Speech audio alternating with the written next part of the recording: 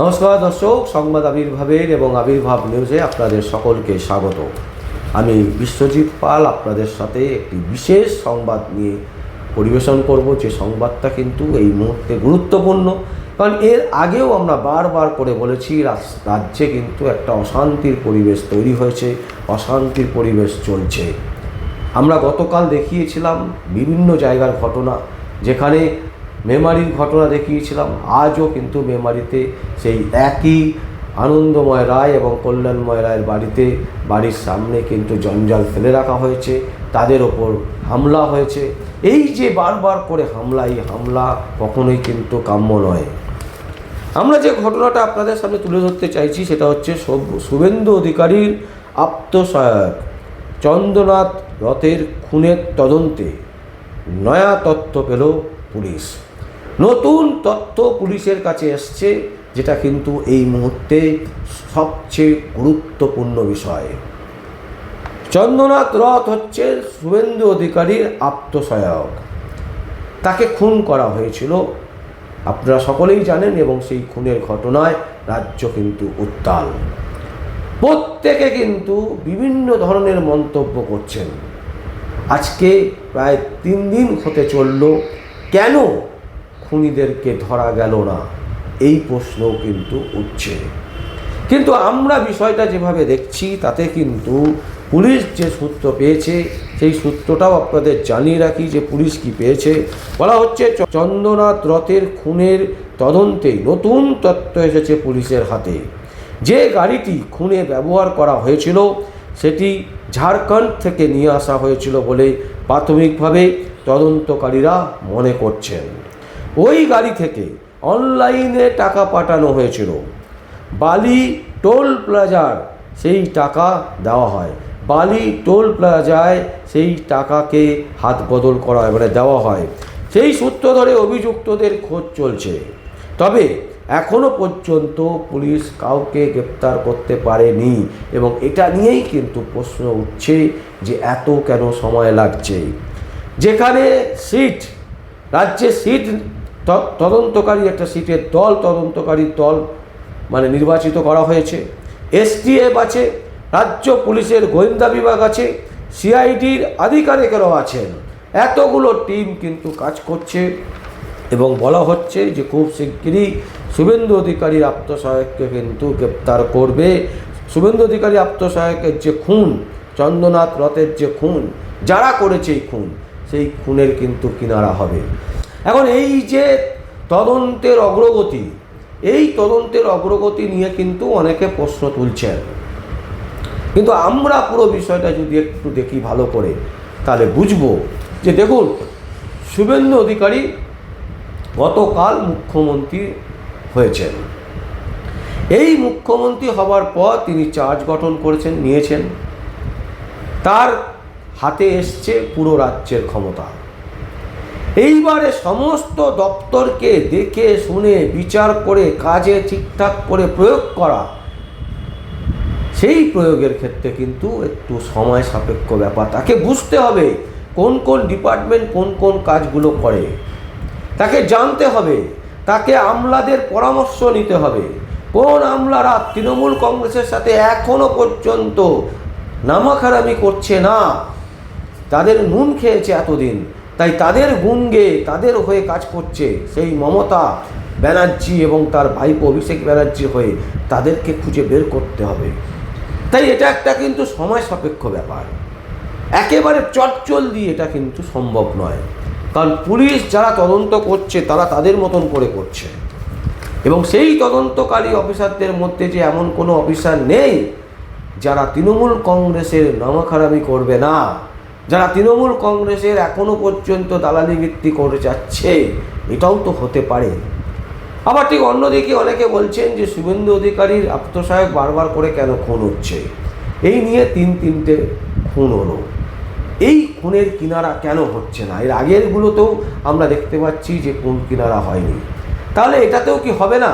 এটাতে হবে। কারণ মুখ্যমন্ত্রী শুভেন্দু অধিকারী নিজে মুখ্যমন্ত্রীর পদে বসেছেন। তার পুলিশকে স্বচ্ছতা এবং তার পুলিশকে সততার প্রমাণ দেখাতে গেলে তাকে কিন্তু অনেক বেশি কঠোর হতে হবে। এবং শুভেন্দু অধিকারী কিন্তু প্রথম থেকেই বলে এসছেন যে কোনো রকমের অশান্তি তিনি বরদাস্ত করবেন না, তাই সেই দিকে তিনি কিন্তু নজর দেবেন। শিক্ষাক্ষেত্রে যেমন তিনি নজর দেবেন, তার সাথে সাথে তিনি কিন্তু নজর দেবেন রাজ্যের বিরাট যে অশান্তি যে আবহাওয়া চলছে, অশান্তির যে পরিবেশ চলছে, সেই পরিবেশকে কিভাবে শান্ত করা যায়। দেখুন, আরও একটা ঘটনার কথা বলছি আমরা। হুগলির গোঘাটে তৃণমূলের একজন খুন হয়েছে। তিনি হচ্ছেন পঞ্চায়েতের সদস্যার স্বামী, মানে একজন পঞ্চায়েত, তার স্বামী তিনি খুন হয়েছে। কোথায় খুন হয়েছে?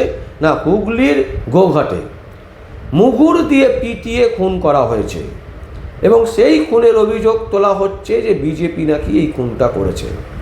এখন প্রশ্ন হচ্ছে, শনিবার রাত থেকে হঠাৎ নিখোঁজ হয়েছেন এই যে তৃণমূল পঞ্চায়েতের যিনি সদস্য, তার স্বামী শনিবার রাত থেকে নিখোঁজ।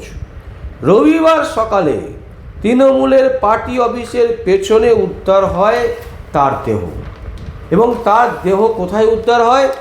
তৃণমূলের পার্টি অফিসের পেছনে একটি নর্দমায়। এবং দেহে একাধিক আঘাতের চিহ্ন রয়েছে। ঘটনাস্থল থেকে উদ্ধার হয়েছে মুগুরটিও। এইবার দর্শক আপনাদেরকে বলি যে বিজেপির লোকেরা যদি এই কাজটা করে থাকেন, মুগুর দিয়ে যদি মেরে থাকেন এবং তাকে যদি খুন করে থাকেন, তাহলে খুন করে তারা তৃণমূলের পার্টি অফিসের পেছনে একটা নর্দমার মধ্যে ফেলে দিয়ে যাবেন এবং যে মুগুর দিয়ে মারলেন সেই মুগুরটাও সেখানে ফেলে দিয়ে যাবেন। এটা কখনো হতে পারে না, এটা কোনো অবস্থাতেই মিলছে না। কারণ এই রকম কখনো খুনি কখনো হয় তার ছুরিটা রেখে দিয়ে চলে যাবে, খুনি কখনো হয় তার বাড়ির সামনে তাকে ফেলে রেখে দিয়ে যাবেন। এটা পুরোটাই একটা সাজানো ঘটনা এবং এই ঘটনাকে সামনে নিয়ে এসে বিজেপিকে কালিমালিপ্ত করার চেষ্টা চলছে তৃণমূল কংগ্রেসের পক্ষ থেকে। এবং এটা স্পষ্ট যে তৃণমূল কংগ্রেসের পার্টি অফিসের পেছনে কখনোই বিজেপি সাহস করবেন না। যদি খুন করে থাকতো বিজেপির লোকেরা, তাহলে কোনোদিনই সাহস করতো না যে তৃণমূলের পার্টি অফিসের পেছনে ফেলে রেখে যাওয়ার কথা। তারা অন্য কোথাও ফেলে রেখে যেতেন। একেবারে তৃণমূলের পার্টি অফিসের পেছনে নর্দমার মধ্যে ফেলে রেখে যাবেন। এই ঘটনা প্রমাণ করছে, এই ঘটনা ইঙ্গিত দিচ্ছে যে তৃণমূল কংগ্রেসে যে সমস্ত কর্মীরা এখনো পর্যন্ত যুক্ত হয়ে আছেন, তারা কিন্তু ভয়ঙ্কর হয়ে উঠছেন রাজ্যের ক্ষেত্রে। রাজ্যের বিভিন্ন প্রান্তে এরা কিন্তু ক্ষতির সম্মুখীন করছেন, ক্ষতি আনবেন। বিজেপিকে কালিমালিপ্ত করার জন্য প্রথম দিন থেকে কিন্তু উঠে পড়ে লেগেছেন এনাদেরকে কিন্তু চিহ্নিত করতে হবে। এর আগেও বলেছি দর্শক, গতকালকের ঘটনা বলেছি, আজকেও বলছি। মেমারিতে আনন্দময় রায়, কল্যাণময় রায় বাড়িতে আক্রমণ হয়েছে। আবারও বলছি, শুভেন্দু অধিকারীর আত্মসহায়ক চন্দ্রনাথ রথের খুনের ঘটনার তদন্তের এখনো পর্যন্ত কাউকে গ্রেপ্তার করা হয়নি। এটাও কিন্তু ইঙ্গিত দিচ্ছে। এবং তার সাথে সাথে ইঙ্গিত দিচ্ছে হুগলির গোঘাটে তৃণমূল কর্মীর খুন এবং সেই খুনের যে দেহ, সেই দেহটা পর্যন্ত তৃণমূল কংগ্রেসের পার্টি অফিসের পেছনে রেখে দিয়ে যাচ্ছে। এটা কিন্তু একেবারে অস্বাভাবিক ঘটনা। তাই কি বলা হচ্ছে যে এই যে তৃণমূল নেতা মারা গেছেন, তার নাম হচ্ছে সহদেব বাগ এবং তার স্ত্রীর তিনি হচ্ছেন চায়না বাগ। তো পঞ্চায়েতের একজন সদস্য, তার স্বামীকে খুন করা হচ্ছে এবং সেই খুন করে সে আবার তৃণমূল কংগ্রেসের পার্টি অফিসের পেছনে নর্দমাতে ফেলে রেখে যাচ্ছেন। এই ঘটনা নাকি বিজেপি যুক্ত, যদিও বিজেপি অস্বীকার করেছে। এবং আমাদেরও মনে হচ্ছে যেটা কখনোই সম্ভব নয় বিজেপির পক্ষে। কারণ বিজেপি কখনো কাউকে খুন করে, তৃণমূলের কর্মীকে খুন করে তাদেরই আবার পার্টি অফিসের পেছনে ফেলে রেখে যাবেন এবং যে মুগুর দিয়ে খুন করা হয়েছে সেই মুগুরও ফেলে দিয়ে যাবেন। এটা অস্বাভাবিক ব্যাপার, অবাস্তব।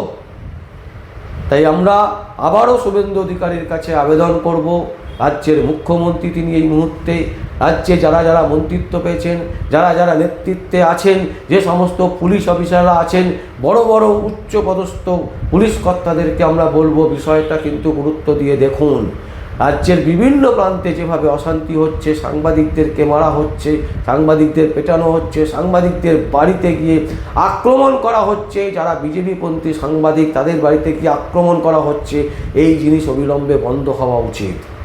আমরা প্রার্থনা করব এবং আশা করব শুভেন্দু অধিকারী যত তাড়াতাড়ি সম্ভব এই পুরো বিষয়টার উপর নজর দেবেন এবং অবিলম্বে এই যে সমস্ত দুষ্কৃতীরা তৃণমূল কংগ্রেসের, যারা বিজেপি সেজে তৃণমূলের লোকেদেরকেই আক্রমণ করছেন, তৃণমূলীদেরকে খুন করছেন, তৃণমূলীদের পার্টি অফিস ভাঙচুর করছেন, তাদেরকে চিহ্নিত করে কড়া শাস্তি প্রদান করবেন।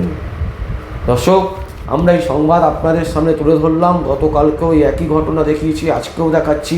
বারবার করে আমরা তুলে ধরব যে তৃণমূলীরা যেভাবে একেবারে হিংস্র থেকে হিংস্রতম হয়ে উঠছে, তাদেরকে আটকাতে হবে এবং সেটা আটকাতে পারবেন একমাত্র মুখ্যমন্ত্রী শুভেন্দু অধিকারী। দর্শক, আমরা এই সংবাদ আপনাদের সামনে তুলে ধরলাম। যদি আপনাদের কোনো বক্তব্য থাকে, কোনো কমেন্টস থাকে, অবশ্যই আপনারা কমেন্ট বক্সে কমেন্ট করবেন। আর দেখতে থাকুন পরবর্তী সংবাদ আবির্ভাবে ও আবির্ভাব নিউজে। আমার নাম বিশ্বজিৎ পাল, সংবাদ আবির্ভাব ও আবির্ভাব নিউজের জন্য।